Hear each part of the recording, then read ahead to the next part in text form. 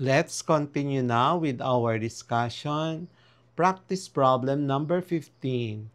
Write the balanced chemical equation when aluminum reacts with dilute hydrochloric acid and identify the product. So we're given aluminum to be reacted with hydrogen chloride, which is aqueous. Require the balanced equation and the products and solution. So it forms aluminum chloride and hydrogen. And then we need to balance the chemical coefficients. So the final answer, we have 2 moles of aluminum, which is solid, reacted with 6 moles of hydrogen chloride, which is aqueous, to produce 2 moles of aluminum chloride, which is aqueous, and 3 moles of hydrogen gas. So the products are aluminum chloride and hydrogen. Now, this type of reaction is single replacement or single displacement. So, aluminum is more reactive than hydrogen ion in our reactivity series. Practice problem number 16. Write the balanced chemical equation for the complete combustion of propane, C3H8.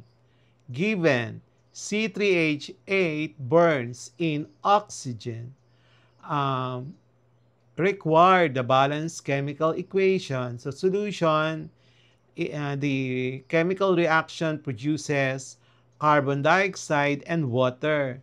So we need to do some balancing there. And so our final answer will be 1 mole of C3H8, a gas which is propane, reacted with 5 moles of oxygen, which is a gas, to produce 3 moles of carbon dioxide, which is a gas, and 4 moles of water in gaseous state. And then, practice problem number 17.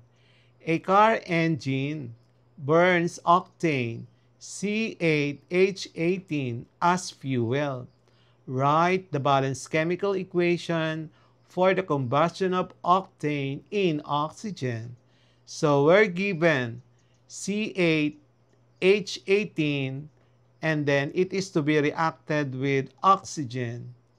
And then we are required the balance equation. And solution, it will again be producing carbon dioxide and water. So we need to do some balancing here. So the final answer will be 2 moles of C8H18 liquid, which is an octane, reacted with 25 moles of oxygen, which is a gas, to produce 16 moles of carbon dioxide, which is a gas, and 18 moles of water in gaseous state. Practice problem number 18. When ethanol, C2H5OH, undergoes combustion, carbon dioxide and water are formed. Write the balanced chemical equation for this reaction. So we're given ethanol reacted with oxygen to produce carbon dioxide and water. We need to have it balanced. So solution. So we need to do some balancing of carbon, hydrogen, and oxygen. So oxygen coefficient must be 3. So the final answer will be 1 mole of C2H5OH, which is a liquid. It's a ethyl alcohol reacted with 3 moles of oxygen, which is a gas, to produce 2 moles of carbon dioxide, which is a gas, and 3 moles of water, which is a gas. Number 19. A piece of magnesium ribbon is burned in air. identify the type of reaction, and write the balanced chemical equation for the combustion of magnesium. So we are given magnesium in air or oxygen. So required type and balance equation, solution, combustion, also combination to magnesium oxide. So the final answer, 2 moles of magnesium, which is solid, reacted with 1 mole of oxygen, which is a gas, to produce 2 moles of magnesium oxide solid. And the type of reaction is combustion, or what we call combination reaction. Practice problem number 20. Coal is primarily composed of carbon. Write the balanced chemical equation for the complete combustion of carbon. So we are given carbons, which is solid, and it is to be reacted with oxygen, which is a gas. So required the balance equation. So solution, it forms carbon dioxide in complete combustion. For incomplete combustion, you form carbon monoxide. So the final answer will be 1 mole of carbon, which is solid, reacted with 1 mole of oxygen, which is a gas. Then you produce 1 mole of carbon dioxide, which is a gas.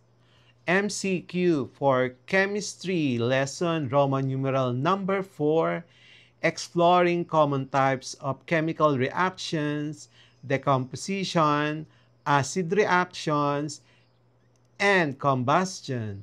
Number 1. Which of the following best describes a decomposition reaction? A. Two elements combine to form a compound. B. A compound breaks down into simpler substances. C. Two compounds exchange ions. D. Oxygen reacts with a substance to release energy. Number 2. What is the general form of a decomposition reaction? Letter A. AB to form A plus B. B. A plus B to form AB. C. AB plus CD to form AD plus CB. D. CXHY plus O2, you produce carbon dioxide and water. Number 3. Which of the following is an example of a decomposition reaction? Letter A. Water to produce 1 mole of water to produce 1 mole of hydrogen and 1 mole of oxygen. Letter B. 1 mole of sodium reacted with 1 mole of chlorine to produce 1 mole of sodium chloride. Letter C. 1 mole of hydrogen chloride reacted with 1 mole of sodium hydroxide to produce 1 mole of sodium chloride and 1 mole of water. Letter D. 1 mole of methane reacted with 1 mole of oxygen to produce 1 mole of carbon dioxide and 1 mole of water. Number 4. When hydrochloric acid reacts with calcium carbonate, what gas is released? Letter A. Oxygen. B. Hydrogen. C. Carbon dioxide. D. Nitrogen. Number 5. Which of the following is the correct word equation for an acid carbonate reaction? A. Acid plus carbonate, you produce salt, water, and carbon. Letter B. Acid plus carbonate, you produce salt plus hydrogen gas. Letter C, acid reacted with metal, you produce salt and carbon dioxide. Letter D, acid reacted with a base, you produce salt and water. So which is the correct word equation for an acid carbonate reaction? Number 6, which observation usually indicates an acid carbonate reaction? A, no visible change. B, formation of bubbles, effervescence. Letter C, emission of light. Letter D, formation of precipitate. Number 7, what products are formed when hydrochloric acid reacts with magnesium metal? Letter A, magnesium oxide and hydrogen. Letter B, magnesium chloride and hydrogen. Letter C, magnesium carbonate and water. Letter D, magnesium hydroxide and oxygen. Number 8, which of the following is the general form of an acid-metal reaction?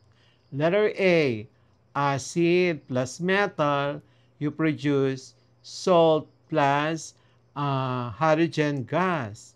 Letter B, acid plus metal, you produce salt plus water. Letter C, acid plus metal, you produce salt plus carbon dioxide. Letter D, acid plus metal, you produce base plus water. Number 9, which of the following is a correct example of an acid-metal reaction? Letter A, zinc, 1 mole of zinc reacted with 1 mole of hydrogen sulfate to produce 1 mole of zinc sulfate and 1 mole of hydrogen. Letter B, 1 mole of calcium carbonate reacted with 1 mole of hydrogen chloride to produce 1 mole of calcium chloride, 1 mole of water, and 1 mole of carbon dioxide. Letter C, 1 mole of methane reacted with 1 mole of oxygen to produce 1 mole of carbon dioxide and 1 mole of water. Letter D, 1 mole of water reacted with 1 mole of hydrogen and 1 mole of oxygen. MCQ number 10. Combustion reactions typically involve which of the following elements? Letter A, carbon and hydrogen reacting with oxygen. Letter B, metals reacting with acids. Letter C, acids reacting with bases. Letter D, compounds decomposing without oxygen. Number 11. What are the usual products of a complete combustion reaction of a hydrocarbon? A, carbon dioxide and water. B, carbon monoxide and water. C, oxygen and carbon dioxide. D, hydrogen and carbon dioxide.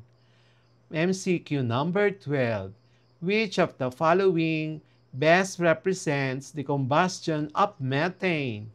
Letter A, 1 mole of methane reacted with 2 moles of oxygen to produce 1 mole of carbon dioxide and 2 moles of water.